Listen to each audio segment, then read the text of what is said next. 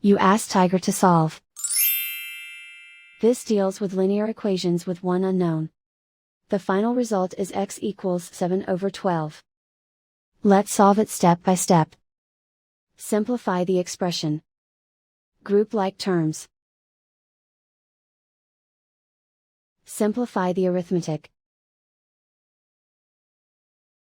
Group all constants on the right side of the equation. Add 1/2 to both sides. Combine the fractions. Combine the numerators.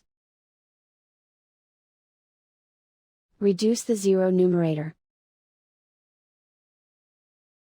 Simplify the arithmetic. Convert the integer into a fraction. Combine the fractions. Combine the numerators. Isolate the x. Divide both sides by 6. Simplify the fraction. Simplify the arithmetic.